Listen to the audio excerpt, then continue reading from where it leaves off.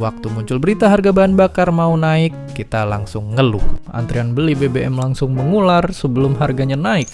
Semua pada nyetok tabung gas. Tapi apa jadinya kalau seandainya subsidi bensin dan gas mendingan dihapus semua?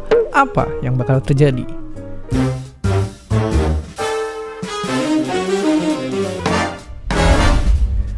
Yang jelas karena pemerintah berhenti nalangin, harga bensin dan gas akan naik sesuai dengan harga asli.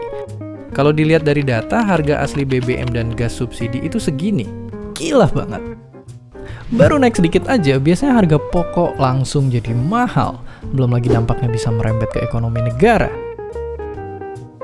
Dan kalau asal dihapus saja, efeknya tentu jadi nggak baik. Contohnya kayak negara ini, yang beberapa tahun lalu pernah ngapus subsidi BBM-nya. Karena nggak ada rencana buat ngimbangin perubahan harga, kebijakan ini malah berpotensi ningkatin jumlah penduduk miskin. Bahkan sempat bikin kerusuhan di beberapa kota. Oke, tapi apakah kita sebergantung itu sama subsidi gas dan bensin?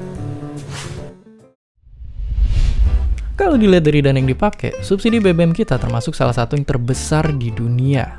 Itu cuma buat bensin. Dana segede ini juga dikeluarin pemerintah untuk ngalangin tabung gas hijau.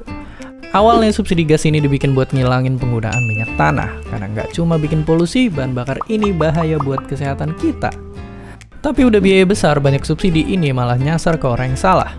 Oke, kalau gitu ada nggak cara lain biar subsidi nggak ngebebanin pemerintah, tapi nggak juga bikin sengsara rakyat? Oke, mungkin kita bisa lihat ke negara-negara lain. Contohnya kalau di Tiongkok, mereka majuin sektor kendaraan listriknya buat ngurangin penggunaan bensin. Kalau di India, pemerintahnya bikin program alat masak bertenaga surya buat ngurangin penggunaan LPG. Indonesia juga berusaha cari alternatif lain. Nah, salah satunya itu lewat jaringan gas. Ya, jadi gasnya itu bakal dikirim langsung ke rumah lewat pipa. Jenis gas yang dipakai juga beda, nggak perlu bergantung sama minyak bumi. Dan karena nggak perlu diantar kemana-mana, harganya juga bakal turun. Kalau dibandingin masak air pakai jaringan gas alam sama tabung gas LPG, kalian cuma perlu ngeluarin segini. Nggak cuma bikin irit kantong kita, program Jargas ini juga bisa ngurangin biaya subsidi energi pemerintah sampai segini banyaknya. Pemerintah udah berhasil nyambungin ratusan ribu rumah dan berencana buat bikin 2,5 juta rumah tersambung di tahun ini.